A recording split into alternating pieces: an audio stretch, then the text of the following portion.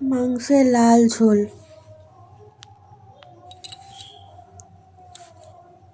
এখন মাংসটা ধুয়ে নিয়েছি।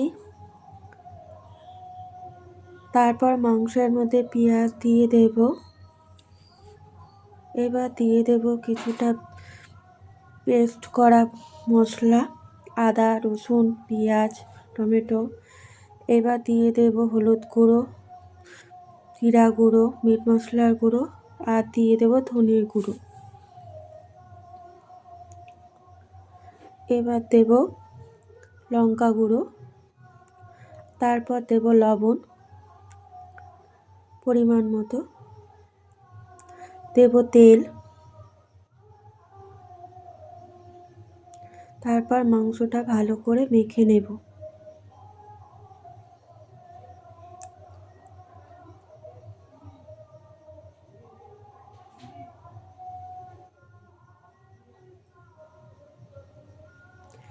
এবার প্রেসার গরম করতে বসিয়ে দিলাম, মধ্যে দিয়ে দেব। তারপর প্রেসারে কুকারে তেল দেব।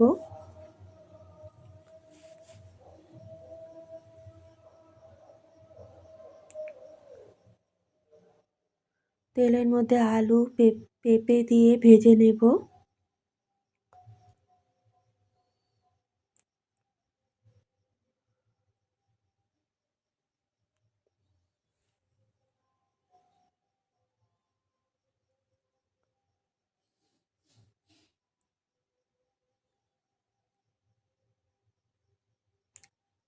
লাল করে আলু ও পেঁপে ভাজা হয়ে গেছে, এখন তুলে নেব।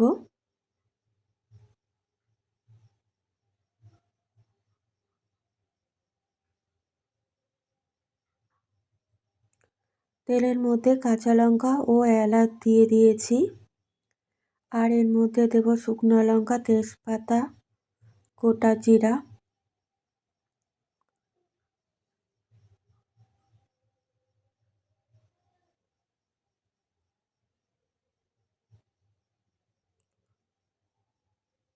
অল্প ভেজে নিয়ে পেঁয়াজ কুচি দিয়ে দেব।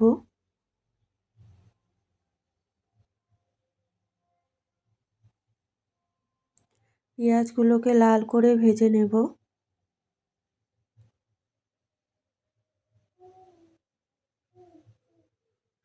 পেঁয়াজের মধ্যে মাখিয়ে রাখা মাংসগুলো দিয়ে দেব। আগে থেকে যে ম্যারিনেট করে রেখেছিলাম মাংসটা, সেটা দিয়ে দেব।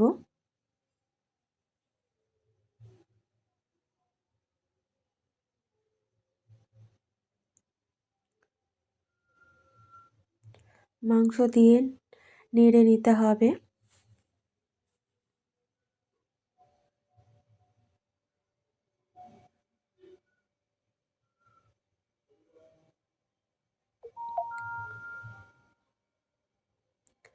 গরম জল দিয়ে চর্বিগুলো ভিজিয়ে রেখেছি।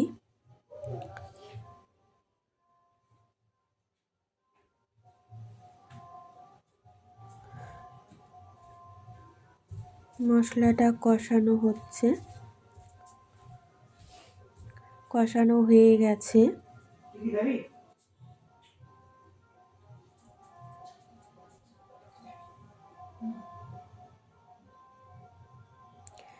এবার পরিমাণ মতো গরম জল দেব।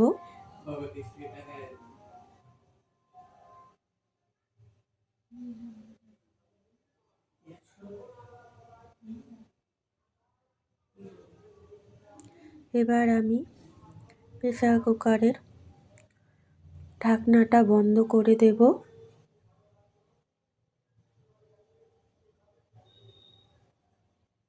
সিটি দেওয়ার পর ঢাকনাটা খুলে নিয়েছি।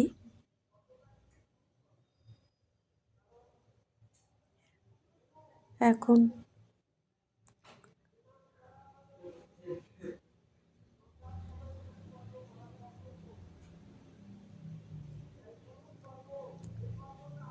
একটা কাঁচা লঙ্কা দিলাম।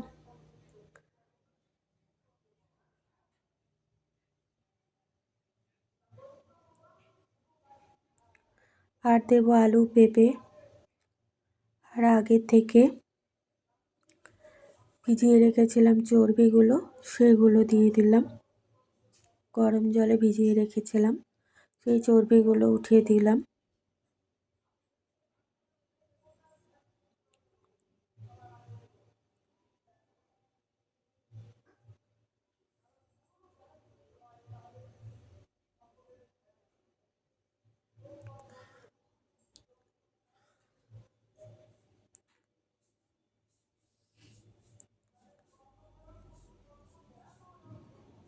ভালো করে ফুটছে।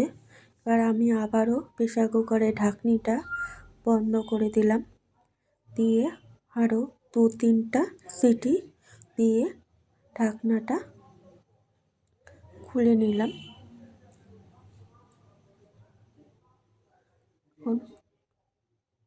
অনেকটা সেদ্ধ হয়ে গেছে মাংসের লাল ঝোল।